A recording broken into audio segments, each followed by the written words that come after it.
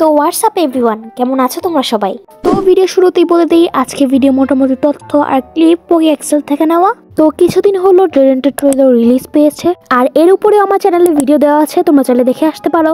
আর এই খবরই চলাকালীনই আমরা পোকো এক্সেল থেকে পাচ্ছি চিপার রেসার্চ এর কথা, যার উপরে আছে আমাদের ভিডিও। তো বেশি কথা না বাড়িয়ে let's jump on the video. তো প্রথমেই বলা যাক এর ক্রিয়েটরের কথা।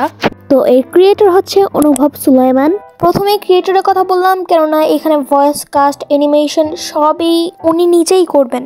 এরপরে আমি সংক্ষিপ্তে এটার স্টোরিটা বলে দিচ্ছি।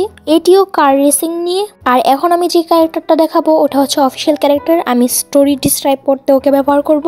ও হচ্ছে অনুভব, অর্থাৎ আমাদের মেইন ক্যারেক্টার। সে অনেক ভালো কার রেসার, কিন্তু তার পাস্টে কিছু কাহিনীর কারণে সে কার রেসিং ছেড়ে দেয়। কিন্তু তার সাথে এরকম কি হয়েছে যে সে আবার কার রেসিং শুরু করে?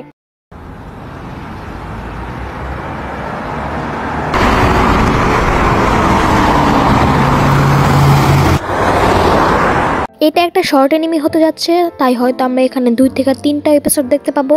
আর মজার বিষয় হলো এই অ্যানিমেশনটা হতে যাচ্ছে 2D আর 3D মিলায়া। 3D এর জন্য ব্যবহার করা হবে ব্লেন্ডার, আর 2D এর জন্য ব্যবহার করা হবে মোবাইল। আর দুইটা মূল প্রশ্ন হচ্ছে এটা কোথায় দেখবো আর কবে রিলিজ হবে। এটার এপিসোড 1 2025-এ রিলিজ হবে। আর তোমরা এটা দেখতে পারবা ভিনেক্স মেশন ফেসবুক পেজ আর ইউটিউব চ্যানেলে।